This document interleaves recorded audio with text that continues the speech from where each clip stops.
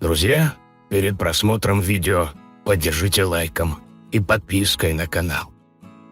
Я встретил свою будущую жену Донну на блошином рынке в поисках предложений по мебели для ее новой квартиры. Эта тема открыла целый разговор, и к его концу мы договорились встретиться за чашечкой кофе. Через несколько свиданий между нами завязались отношения. Через несколько месяцев она съехала со своей квартиры и переехала ко мне. Примерно в это время Донна привела меня познакомиться со своей матерью, Сарой. Саре было всего 45 лет. Они с отцом Донны развелись очень давно, и после этого она воспитывала ее одна. От Сары захватывало дух. Она была немного выше Донны, а волосы были медовым блондом, который она иногда подкрашивала в розовый цвет. Она была гораздо более склонна к макияжу и моде, чем Донна, и всегда была одета в сверкающие украшения блузки, которые демонстрировали верхнюю часть ее декольте, леггинсы или очень короткие юбки, и все это завершалось длинными каблуками или туфлями. Сара удивилась от того, что Донна зацепила такого мужчину, как я. Я провел вечер, стараясь быть очаровательным и джентльменом, а Донна улыбалась и говорила, что я произвел отличное первое впечатление. У нас с Сарой никогда не было никаких проблем друг с другом, хотя поначалу мы общались лишь мельком. У нас появилась возможность общаться чаще только после того, как началось планирование свадьбы. Но именно в ночь свадьбы все пошло наперекосяк. Свадьба и прием прошли отлично, и все прекрасно провели время. В какой-то момент Сара подошла ко мне для разговора, держа в руках огромный бокал, полный вина. «Поздравляю, Курт», — сказала она, сияя на меня своими блестящими изумрудными глазами. «Спасибо», — кивнул я, взяв ее руку и поцеловав ее. «И спасибо, что доверили мне свою дочь. Я обещаю, что буду хорошо о ней заботиться». Сара сделала еще один глоток из своего огромного бокала и кивнула. «Ты ведь не собираешься выпить все это сегодня вечером?» — спросил я, указывая на стакан размером почти с баскетбольный мяч в ее руках. Она насмешливо сказала: «Я сегодня отдаю своего единственного ребенка. Кроме того, я сняла комнату наверху, так что если я немного опьянею, я просто останусь на ночь». Я улыбнулся. «Умно. Я позабочусь о том, чтобы твой единственный ребенок получал только лучшее в жизни». «Я знаю это, милый», — сказала она ласково. «Если тебе когда-нибудь понадобится поговорить о чем угодно, ты можешь прийти ко мне, и я помогу тебе, чем смогу». Я снова кивнул. «Это очень мило. Но будет ли это правильно, если пойду к своей теще, чтобы обсудить секреты за спиной моей жены?» «У всех пар есть свои секреты», — сказала она мне, потягивая свой напиток. «Ты для меня теперь как сын. Ты можешь говорить со мной обо всем?» Я нарочито неловко рассмеялся. «Только не говори так, будто я ей изменяю или что-то в этом роде». Я ожидал, что она рассмеется или, в худшем случае, посмотрит на меня смертельным взглядом. Но ее зеленые глаза просто смотрели сквозь меня. «Если когда-нибудь совершишь ошибку, это не должно стать концом брака». Я решил пошутить, чтобы разрядить обстановку. «Сара, если я когда-нибудь решу, что хочу совершить ошибку в виде измены, я приду к тебе». Это не сразу дошло до нее. «Что же, спасибо за зрелый подход к этой теме, Курт. Я знала, что ты достаточно разумен, чтобы...» Затем она, наконец, поняла, что я сказал. «Подожди». «Что?» Я улыбнулся. «Ну же, Сара, с такой фигурой, как у тебя, если бы я когда-нибудь подумал об измене, ты была бы первой в моем списке». Она засмеялась. «Что такой молодой, красивый мужчина, как ты, может найти во мне привлекательного?» Я воскликнул. «Ты шутишь? У тебя лицо, как чистое небо, и лучшая фигура, которую я когда-либо видел». Она взяла со стойки свой напиток и выпила его одним глотком, потом повернуться ко мне и впиться глубоким поцелуем прямо в мои губы. В тот момент у меня в голове пронеслось миллиард мыслей, большинство из которых были, а чем все это закончится. Сара стала рыться в своей сумочке, достала карточку, копию карточки ее номера в отеле. «Если ты поднимешься наверх, мы сможем поговорить дальше». Я стоял перед дверью и просовывал ключ-карту в замок. Как только дверь открылась, Сара предстала передо мной в одном лишь гостиничном халате, спереди развязанном так, чтобы я мог видеть все. Боже, эта женщина была шедевром. В моем представлении до сих пор Донна всегда была десяткой.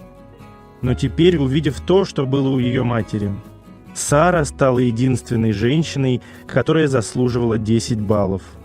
Бедной Донне пришлось довольствоваться 8-й. Ошеломленный стоящей передо мной богиней, я потерял всякий рассудок. Я бросился к ней, обнял ее. Она сдалась, она стала податливой в моих руках.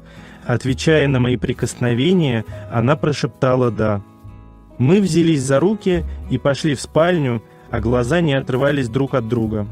Каждый шаг молча подтверждал, что мы знаем, что делаем, и мы знали, как это изменит отношения с Донной навсегда для нас обоих. Было ясно, что никто из нас не хотел, чтобы эта ночь заканчивалась. В течение нескольких месяцев жизнь шла своим чередом, как будто ничего не произошло. В это время я совсем не видел Сару и слышал о ней только через Донну. По сути, все, что произошло в отеле, осталось в нем. Если бы я захотел, я мог бы притвориться, что все это было сном. Но потом я снова увидел Сару. Мы с Донной зашли к Саре, чтобы помочь ей почистить водосточные трубы. Раньше я называл Сару красивой, но теперь, после этой ночи, она стала ангельской. Для меня она стала воплощением самой Афродиты. Все в ней вызывало во мне желание прикоснуться к ней. Каждый раз, когда я смотрел в ее глаза и видел ее лицо, мои мысли возвращались к тому последнему поцелую. Мы с Донной работали по разные стороны дома. Несмотря на осень, погода была жарче, чем обычно, и очень хотелось пить. К счастью, вскоре появилась Сара, которая вышла на террасу, неся кувшин с лимонадом и стакан. «Привет, Курт», — обратилась она ко мне. «Я принесла кое-что для тебя». Я спустился с лестницы, а Сара перетаскивала столик ближе к тому месту, где я работал, и, наклонившись так низко, что ее невероятно короткая юбка задралась достаточно высоко. «Итак», — сказала она запыхавшимся тоном притворной невинности, — «хочешь пить?» Воспоминания о моей брачной ночи нахлынули на меня. Я подошел к Саре. Рядом не было соседей, которые могли бы нас видеть, поэтому я почувствовал себя достаточно смелым, чтобы обхватить ее за талию, притянуть к себе и поцеловать прямо в губы. «Я много думал о тебе», — сказал я. Мы оба глубоко вздохнули, маски между нами теперь были сброшены.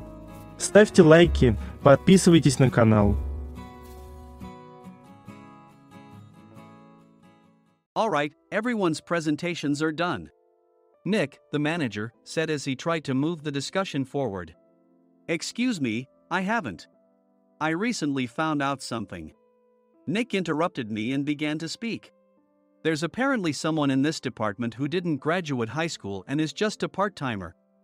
Meetings should be for employees only. Absolutely right. His lackey, Mike, of course, agreed with Nick. I'm leaving. After leaving the meeting room, I started to shut down my computer. I noticed that an email had arrived, not in my personal inbox, but in the company's shared email. Thinking, there's no point in speaking up, no one will listen, I went home quietly. The next day, I heard a commotion from Nick's desk. He was staring at his computer screen, his face pale. Nick? Is something wrong? Mike looked at the screen with him.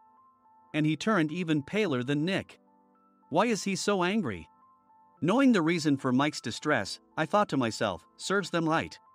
My name is Adam. My mother passed away when I was in the 9th grade, and I was raised by my father. Well, you could hardly call it being raised. After my mother passed, my father changed. He drowned his sorrows in alcohol, and though he still went to work, he squandered our living expenses on horse racing. Because of that, I had to start working part-time as soon as I entered high school.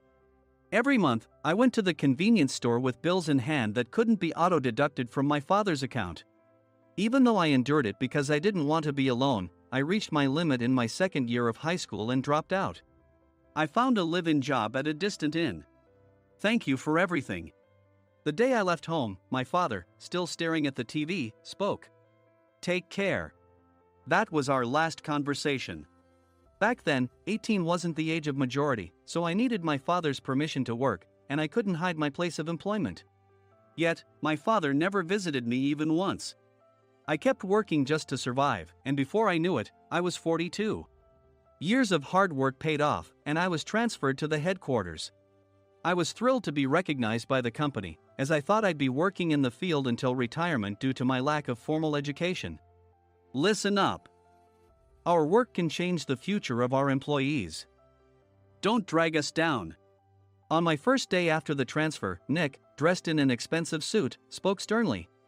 There was a reason for this. Our inn was located in a prominent tourist destination, known so well that everyone in the state could sing its commercial jingle. At its peak, we had 5 locations within the state. But that was long ago. Due to financial difficulties and aging facilities, only the place where I had worked for many years and the original establishment remained. I was prepared to lose my job anytime, but now there was a glimmer of hope. With the rise of social media, the tourist area where the inn was located started gaining attention again. Depending on how hard the sales department, where I was transferred, worked, we could either thrive or be forced to give up this prime location to the new hotel chains continuously popping up. For Nick, who had switched careers from another industry to strengthen our sales, this was a battle he couldn't afford to lose. I understood why he had to be strict. I will do my best. Nick sneered at my enthusiastic declaration. Did you not hear what I said? I'm sorry. I thought I was listening carefully. Out of habit from years of customer service, I apologized reflexively, though I had no idea what had offended him. Someone was watching me with a smirk. In this department, there are those who are expected to excel and those who have been shoved here because they have nowhere else to go. You are the latter. It was Mike, the section chief. He's 7 years younger, at 35. But he was called to headquarters much earlier than I was and had been moving around within the headquarters ever since. I'm not jealous, but I can't accept that he's my boss. Graduating from a prestigious university, he has an unusually high pride and caused many problems as a newbie, making things very difficult for me when I was the front desk leader. When I found out Mike was transferred to the sales department a month before me, I was disheartened. Mike is right. With just a middle school diploma, there's not much you can do. Don't even think about achieving results. As if I didn't exist, Nick remarked, I'm thirsty. Mike eagerly ran to the coffee maker. It seems Mike is Nick's lackey. I regretted being happy about my transfer to headquarters, wishing I had stayed on site forever.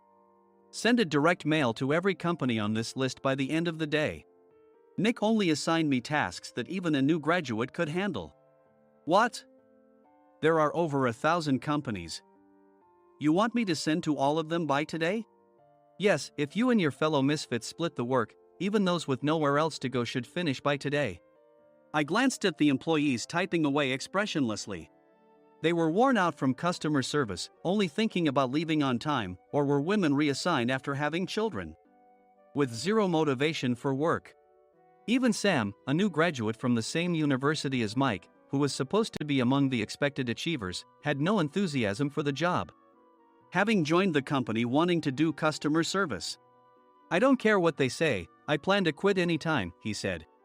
Only Nick and Mike were highly motivated, making all the decisions between the two of them. I originally only wanted to work at the inn to survive and had no particular attachment to this job. I swallowed my words, thinking I had no right to reprimand them. About a month after the transfer, Nick told us with a frustrated look. To commemorate the 50th anniversary, we've decided to create a plan exclusive for one group per day. Originally, Mike and I were supposed to come up with it, but our president, Mr. Thompson, insists on hearing everyone's opinions. So, you all get a chance. As Nick explained, Mike began handing out prints. Make sure not to embarrass Nick. If your ideas are half-baked, you'll have to redo them. It seemed that they had printed his handwritten notes by Mr. Thompson, which included several questions and a section for free responses. It made sense why Nick had to seek our input, given that all responses had to be submitted to Mr. Thompson. We were given a week to think about it, and a meeting was scheduled to compile our ideas. My plan is to let guests enjoy both the old and modern America. Nick began the presentations. Guests would watch a master confectioner at a nearby traditional sweet shop make sweets in front of them. The welcome drink would be premium tea in a bottle. Nick's plan was certainly attractive. After his presentation, Nick called on us to present in the order we were seated. Just as I stood up for my turn. "All right, everyone's presentations are done." "Excuse me, I haven't. I recently found out something." Nick interrupted me. "There's someone in this department who didn't graduate high school and is just a part-timer." He was likely talking about me.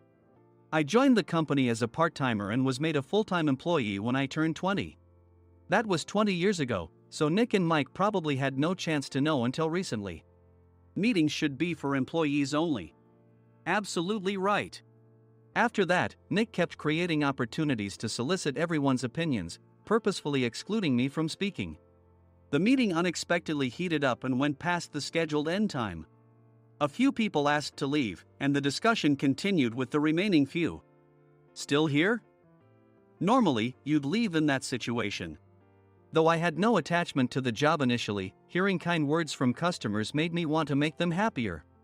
For someone like me, with nowhere to go, the inn was my home and customer service was my life. I felt pathetic about my current self. "I'm leaving." I left the conference room and started shutting down my computer. I noticed an email had arrived, not in my personal inbox, but in the company's shared email. Thinking no one would listen to what I had to say anyway, I quietly went home. The next day, while preparing the DM as instructed, I heard a commotion from Nick's desk. In his haste to stand up, he hit his knee on the desk.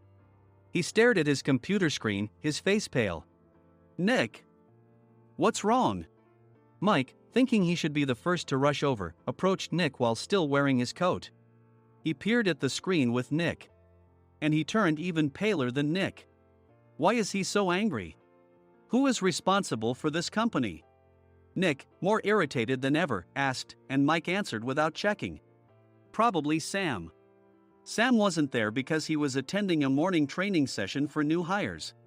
Nick gave up on getting angry and returned his gaze to the screen. They were looking at an email that arrived right after the end of the working day yesterday. Apparently, no one, including me, had checked it before leaving. The email was from a large company that used us for their annual employee trips.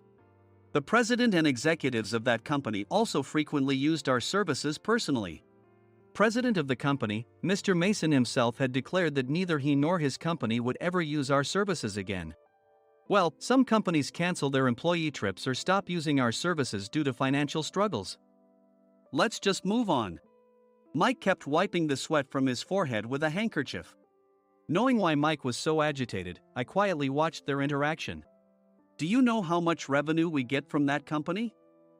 We can find other guests to fill the rooms, but we'll lose the banquet costs, gift shop revenue, rental car fees, and more. Moreover, the gifts were supposed to be prepared by the traditional confectionery shop involved in Nick's proposed plan. If it's known that we incurred such a huge loss at this critical time, Nick's position in the company would be jeopardized." Nick took a deep breath, seemingly trying to calm himself. "All right, Mike. Go to New York right now and apologize to Mr. Mason." "What? You're coming with me, right? I have urgent work to do." "I trust you, which is why I'm entrusting this to you. Please." Mike, believing Nick's sincerity, agreed with a determined look on his face, saying, "Yes. That's Nick for you." Even if Mike went to apologize, Nick would shift all the blame onto him if the client didn't change their mind. Well, it was Mike's fault to begin with, so it served him right. About 3 hours later, Sam answered a call from somewhere and repeatedly apologized, saying, "I'm very sorry." Everyone watched to see what was happening. After ending the call, he informed Nick with a weary tone. When Mike arrived at the client's company, he only made things worse, further infuriating Mr. Mason. He was demanding, "Get his boss here immediately." It was no wonder Sam was exhausted, dealing with such a call right after returning from training. What is that idiot doing? Alright, Adam, you're coming with me. If sacrificing Mike didn't work, then I must be next. Normally, I'd want to refuse at all costs, but I saw an opportunity in this situation. If I can be of assistance, I'd be happy to join you. I obediently followed Nick, and we flew to New York. When we introduced ourselves at the reception, it became clear how serious the situation was, as the receptionist personally escorted us to the president's office. Angry voices leaked through the door, making both Nick and me uneasy. Excuse me. I'm Nick, the supervisor. I understand my subordinate has caused you trouble, and I deeply apologize. Nick, with his experience in the corporate world, knew enough to offer an apology before excuses. However, his customer service skills left much to be desired. I sighed as I saw Mike trembling like a small dog in the corner of the room. What kind of training are you giving your subordinates? Mr. Mason glared at Nick with a red face. The intensity of his gaze made even Nick take a step back. Regrettably, I joined this company only 2 years ago and was unaware of Mike's issues. I should have identified his shortcomings sooner. Indeed, I should have realized sooner. No sensible person would come to apologize and then give a lengthy presentation on the drawbacks of not using therein. Nick froze, his mouth slightly open. Suspecting the worst, I picked up the documents that had fallen to the floor. It seemed Mike hastily prepared these documents on the plane, listing the disadvantages. Disadvantage 1: if you change the venue for the company trip, employees might suspect it's for cost-cutting reasons, leading to a negative impression. Reading it aloud half-jokingly, Nick snatched the papers from my hand and checked the contents with a furious expression. Among the stack of documents was a receipt from a nearby convenience store's copy machine. I felt a pang of dread, hoping he hadn't shown the receipt as well. What do you think he said when I asked what kind of nerve he had to do this? I'm very sorry. Faced with the dire situation, Nick must have thought there was nothing left to do but apologize. In a voice smaller than I'd ever heard from him, he uttered words of apology. He said, "I'm a Harvard graduate. I don't believe I said anything wrong." Mike, what have you done? Forgetting his plan to pin the blame on Mike, Nick yelled loudly, even in front of Mr. Mason. "I didn't do anything wrong." "You're still saying that? Look at him." Mike pointed at me with a shaking hand. "I was assigned to headquarters in my 20s and now I'm a section chief. This guy only made it to headquarters at 42. Everything I've done proves I was right. So why are we losing the contract?" Having said his piece, Mike collapsed to the floor. "Of course. You were sent there because you had nowhere else to go." Mike never expected to hear such words from someone he looked down upon. He lunged at me, and Nick hurriedly stepped in to stop him. "Mr. Thompson told me Mike is a quick thinker, and to take good care of him." There's no way he was pushed aside. "Don't make things worse here. He didn't say quick thinker, he said only quick-witted, didn't he?" I don't remember that part. I recalled the many troubles Mike caused when he was a newbie. When Mike was on the front line, his pride was so high that he never apologized to customers. Customer service, especially in our job, doesn't work alone. It brings both good and bad situations. If the front staff or housekeepers made mistakes, or the cleaning company didn't properly clean a room, one had to apologize to the customers regardless of personal fault. Mike, in such situations, would never apologize, insisting he wasn't at fault.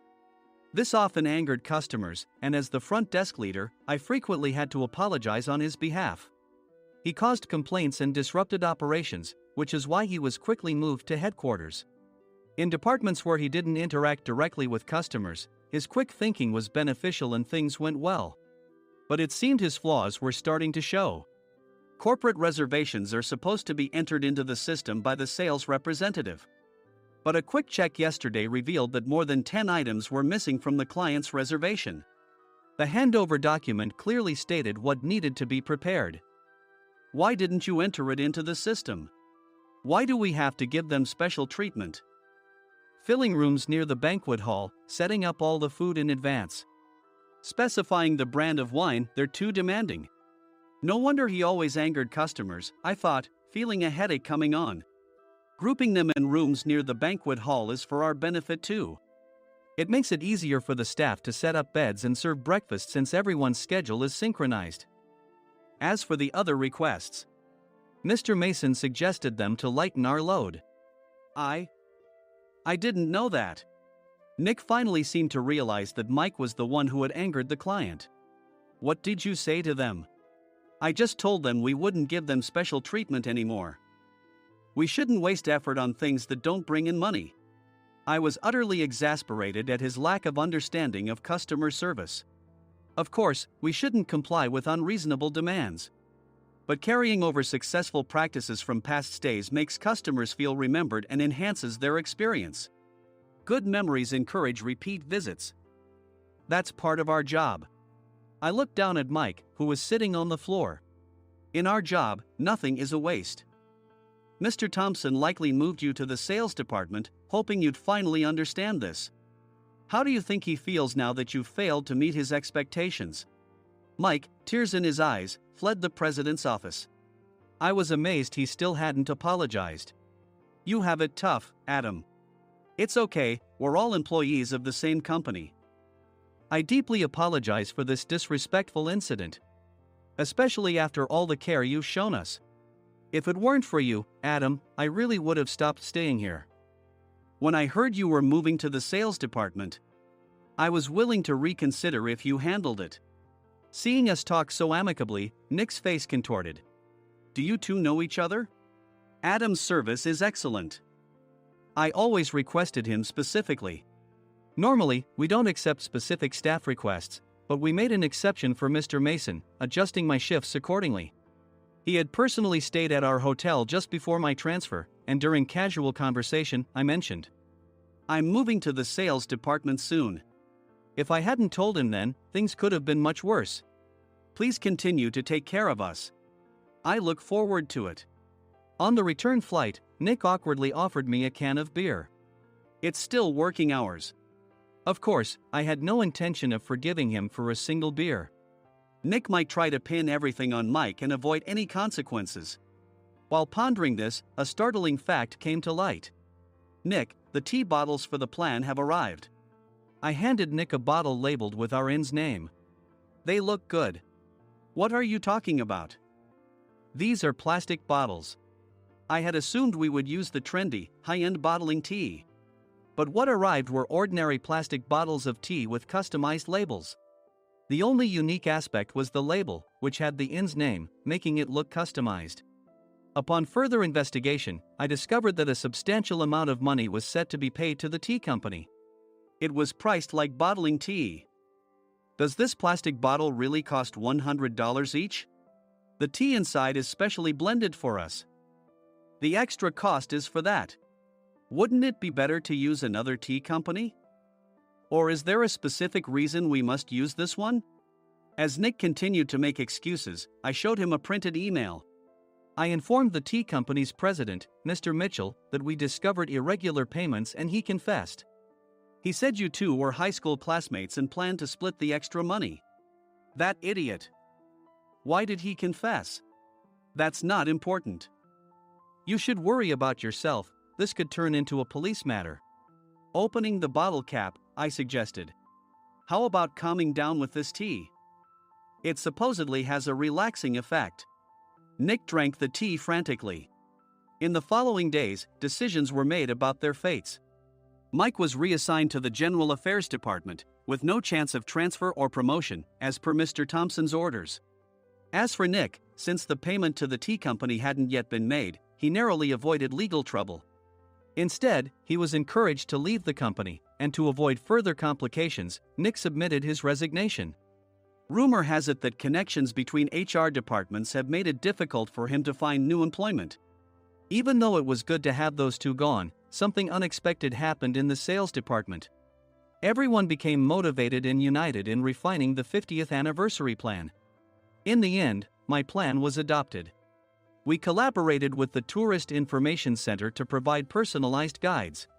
The plan, tailored to the number of guests, was truly special for the 50th anniversary. Hey, is Adam's family coming to stay? I immediately booked that special plan for my family. Sam noticed it on the reservation list and quickly picked up on it. Yes, I'm inviting my father. That's great. I might invite my parents too. I lacked the courage to face my father just as Adam. But here, with the confidence Mr. Mason praised, I felt ready. The 50th anniversary plan was a perfect opportunity to reconnect with my father.